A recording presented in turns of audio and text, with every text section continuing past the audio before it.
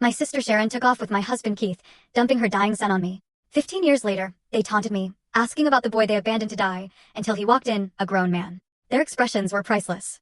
Have you ever been betrayed so profoundly, so utterly, that it felt like your entire life was a lie?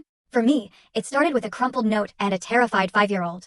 What happened next wasn't just heartbreak, it was a battle for a child's life, against the very people who were supposed to protect him. It's been a long road, 15 years to be exact, and it all began on a Tuesday that felt just like any other.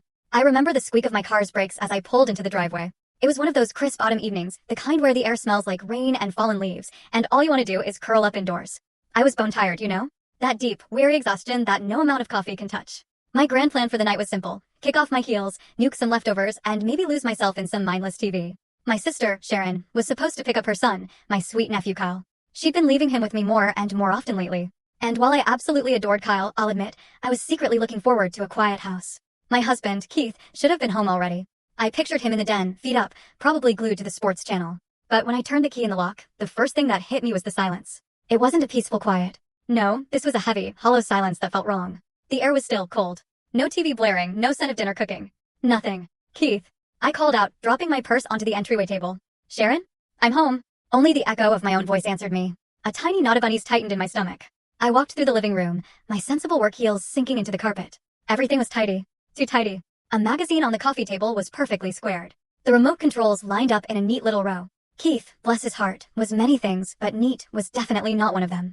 That's when I saw him. Little Kyle. He was only 5 years old then, all big, scared eyes and a mop of sandy blonde hair. He was curled up in the big armchair by the window, the one we called Grandpa's chair. He was clutching a throw pillow to his chest so tightly his little knuckles were white. He wasn't crying. He was just watching me, waiting. My heart did a painful little flip. I rushed over and knelt in front of him. Kyle, sweetie, where is everybody?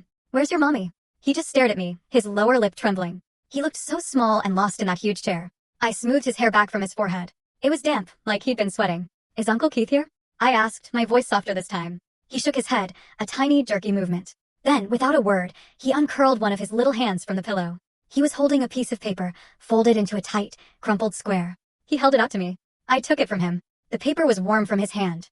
For a second, I just looked at it. That knot of unease in my stomach was full story on the channel. Link below. Click now and watch what happened next.